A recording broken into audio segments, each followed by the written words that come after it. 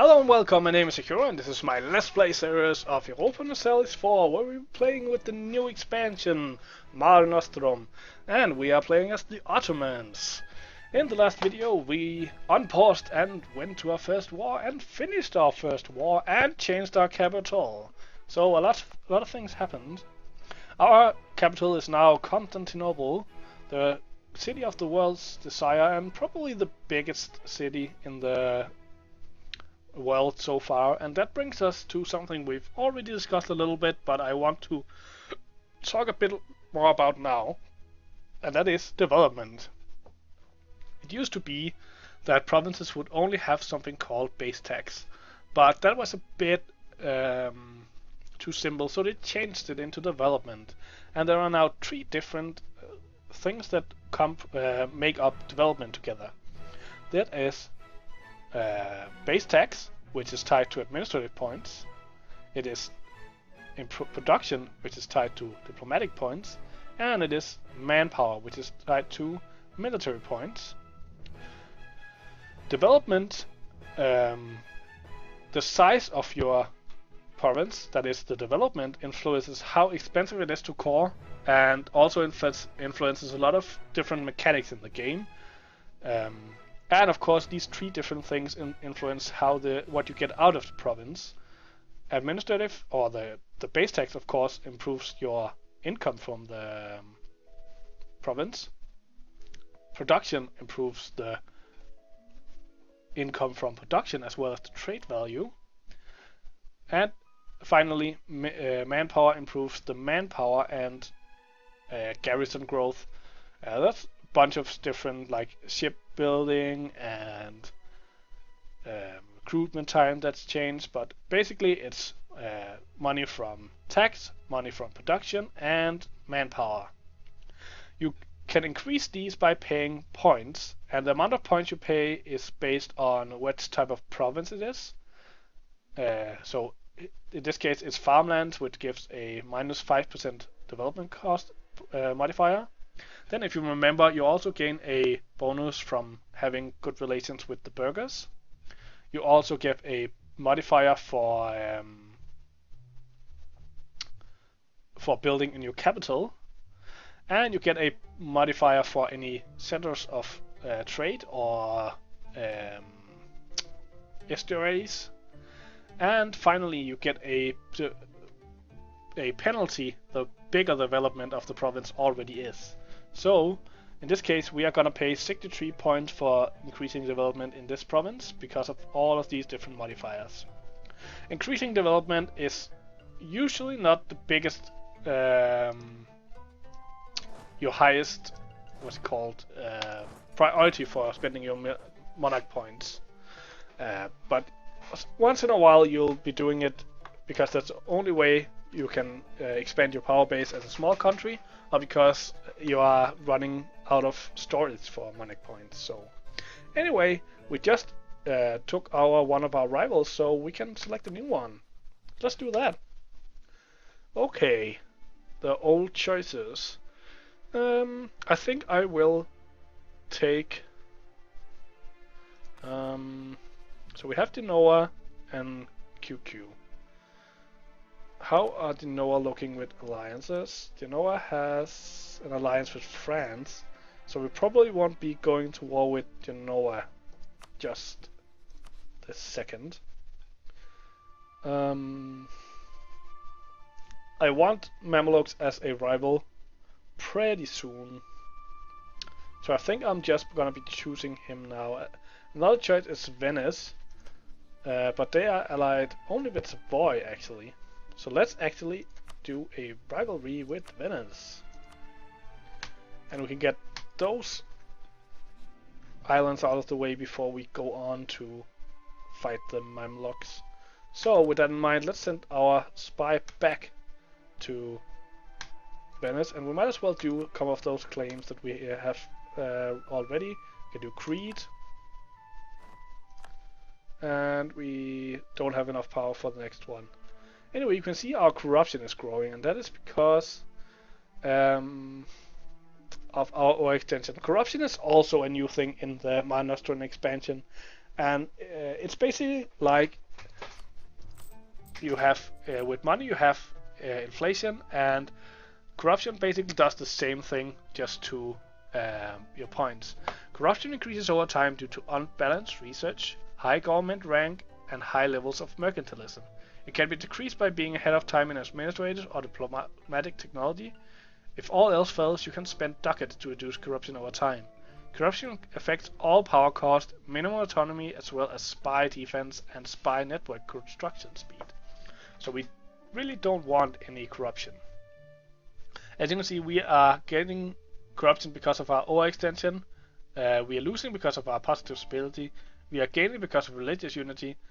And we are losing because we are rooting out corruption. So let's increase this until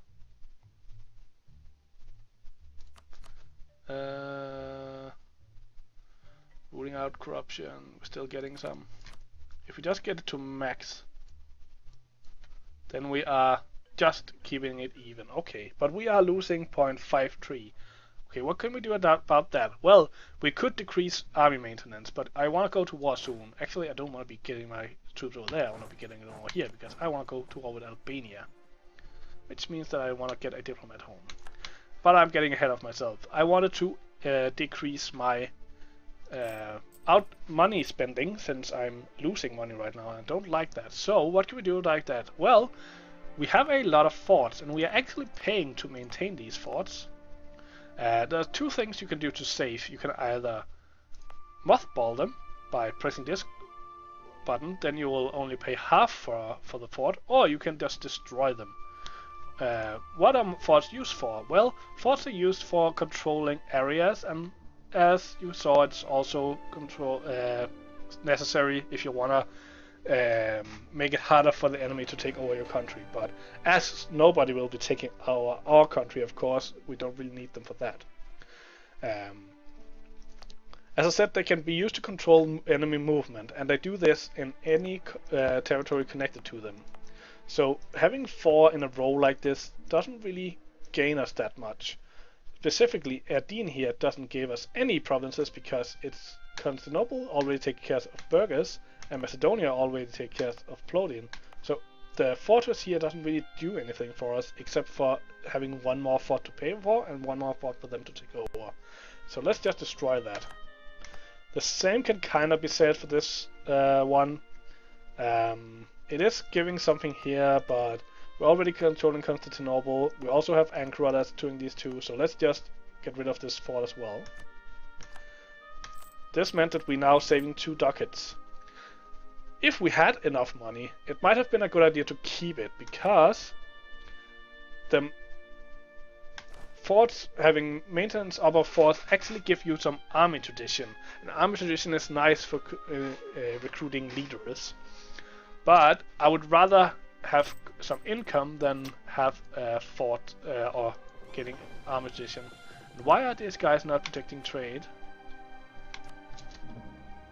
Okay. I thought there was some... Now they're doing it. That's weird.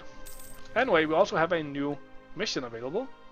We can do a naval race versus Venice, which means that we need to get a fleet of size 30. This will give morale for our navies, extra sailors, and naval tradition.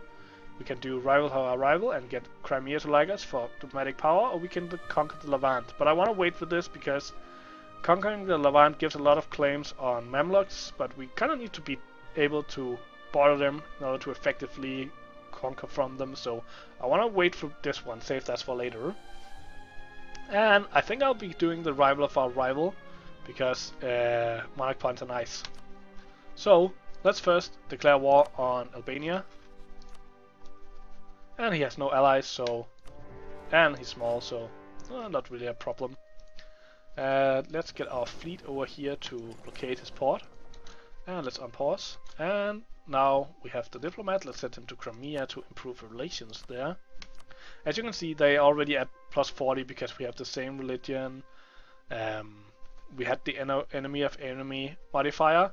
So even though we have a little bit of aggressive expansion, it's gonna be easy to get to 100. You can improve relations up to plus 100. So I knew that this would be able to happen, but it's a good idea to check before you choose the mission, just so to be sure. So anyway, let's go down to speed 3 in this war, just until we destroy all their army. They want to go down here to Everus, so let's go and kill them there. Everus is mountains, but that won't help them against such a huge force.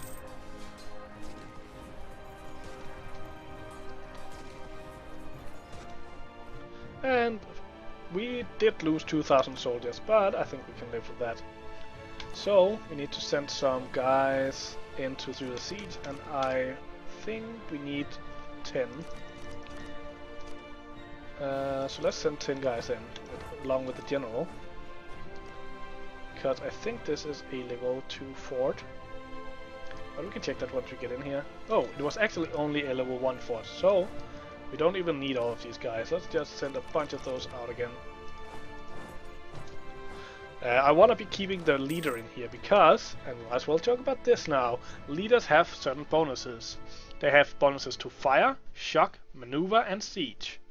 Fire and shock are used in fighting, and if you want to learn more about land combat, you can go see my tutorial on land combat, which I will be updating pretty soon. But basically they give bonuses to your damage in combat. All of these bonuses can have from 0 to 6 bonus, so that's worth noting. Maneuver helps out with a bunch of stuff. Let's just unpause so we can process the siege while we're talking. Movement helps out with a bunch of stuff. First of all, it makes your army faster. And I can see we're having some attrition down here because there are too many troops for this land, so let's send them down to Constantinople. The bigger the development of a province, the more troops it can produce.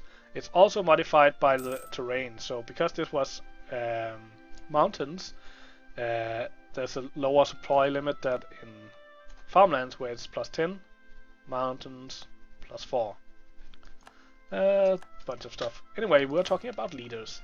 Maneuver helps with movement. It also gives a modifier to the size of the army in relations to what's it called? Attrition. So if you have a good leader, he can help you out with taking less attrition if, like in this example, we were too many men in a province.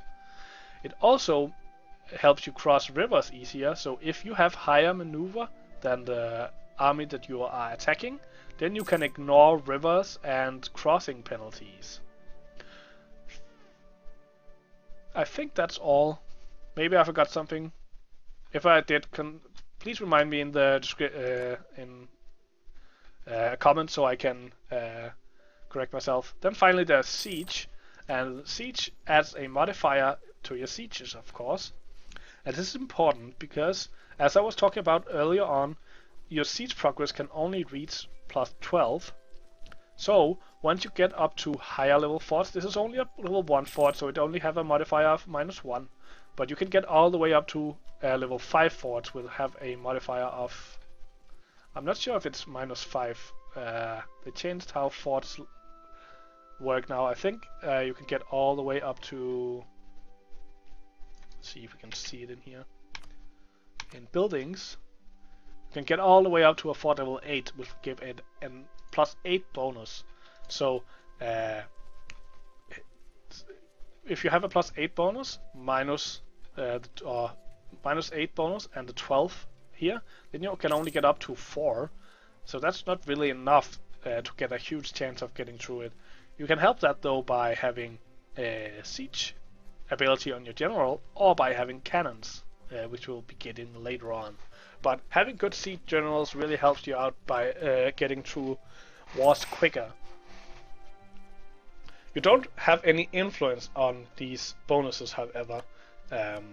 Generals are generated based on the amount of army tradition you have available when you create them. They cost 50 military points, and based on the amount of army tradition, they give a random amount of these points called pips.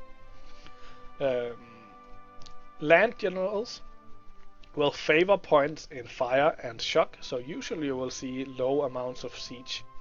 But once you get up to a high army tradition, after fighting a lot of wars, you can start to see some pretty awesome generals with up to 6 siege modifier. That'll help you out a lot. Oh, and we just finished the conversion of the first province, so let's send our missionary on his merry way to convert yet another province.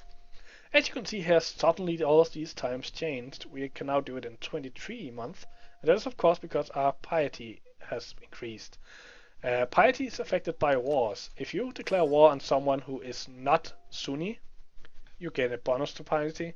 If you declare war on someone who is Sunni, you gain a malus to piety. And we have just declared war on both Constantinople, which was an Orthodox country, and Albania, which is an Orthodox country. That is why our piety increased. There's also, as you saw earlier in the game, decisions that can change it, and there are events that can change it. But we just finished the siege of Albania in 302 days. So, since that's the only province, we can now do a peace deal. Let's call the diplomat home. And we got attacked by the navy, but we don't really care about that. We just want to take this province, take their money, and send our demands. As you can see, we are not going to pay any administrative points or diplomatic points for taking this. And we're not going to get any overextension either. And that is because this is already a core. We will get a tiny little bit of aggressive expansion still, but not enough to matter at all. So let's just send this off. And we are done with the second war. Let's get the army and navy back. And then look what is next. Well, we have a bunch of cores over here. So I might want to think about that. These guys are allied with the Mamluks though. These guys are allied with Ramazan here. And these guys have no allies. So these are probably the easiest target. They have 2 of our cores. That can't do. So let's just send our guys over here to deal with them. We have a bunch of money, so let's spend them. Let's send the diplomat back to Crimea, by the way, so we can finish that mission. Let's spend our money, though. So, we have ability to build a bunch more ships. Both for your army and your navy, there's a limit to how much you can support easily. Each ship costs a certain amount of money to maintain. But if you go over what is called your force limit, then the maintenance will be even higher. So we don't want to build more than 34 ships, but we do want to build up our ships. So let's do it. There are 4 different types of ships to choose from. Carracks, or big heavy ships, are the biggest type of ship, but also the most expensive. As you can see, they cost 0.44 ducats per month to maintain, whereas a light ship here only costs 0.04. So that's like 11 times more expensive. Galleys here are even cheaper, but they are also not as powerful as carracks. However, galleys are really good for like small seas like this. I can't remember what they call it. See, can't even see it. But they get a bonus of, I think it's 50% to their power if they are in an sea that's like inland here. So that's the Mediterranean here, and can't remember what this sea zone is called up here. But basically any sea that's all surrounded by land, galleys get a bonus too. So with that in mind and our still pretty limited money situation, we probably want to be building galleys, and later on we might be upgrading them to carracks. So we can build 11 ships. And what do we want to build? Well, we already have 12 transports, so I don't think I need any more of those. I can see that if I hover over here, you can see we have 12 units of those. We have 3 barks and we have 8 galleys. You might now be thinking, what's the difference between barks, lightships, and galleys? Well, galleys are purely warships, while barks are lightships which also give bonus to trade power. Remember we sent our fleet down to protect trade down here? Well, we need these kinds of lightships to do that. So, we want to be building some of those to increase our income. But we also need some galleys so we can protect, or so we can have superiority on the sea. So I think I'm gonna be building 5 of each right now. And I'm trying to build them in the provinces where they are built the fastest. So now we are producing 5 of each, and we still can build 1 more ship. So I think I'm gonna be building 1 more trade ship just so we can get some more trade. Of course, protecting trade is a double bonus. Not only do you get money, but your rivals get less, so that's extra specially and nice.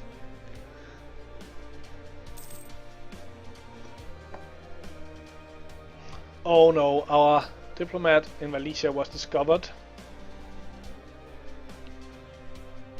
Oh, it was actually their guy who was discovered, because their spy network got above 25. With that in mind, let's just make sure that we don't get our guys too high, so let's call... Oh, we don't have one in Malaysia right now. And Malaysia have been guaranteed by Hungary. That's some bullshit. How are we doing with these guys? They aren't caught yet.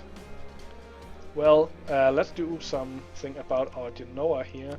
Let's do all the claims that we can on Kaffa, on Chios, and on Mantrega. And since we don't have all our claims, there's no reason to keep building here, so let's just call them back. Let's also do some claims on Venice and on Venice's smaller friends here. Venice still have 1 province here, I think. Yes, no, they're just guaranteed by them. They do have Corfu though. Yeah, Corfu is a vassal of Venice, so we need 10 more power in order to get all the claims that we need. And let's go up to speed 4 while we're waiting for the army to get over to Sivas. And once the army gets over there, I think I'm gonna end this video. I hope you enjoyed it. If you did, consider hitting the like button and subscribing. That will help this channel out a lot.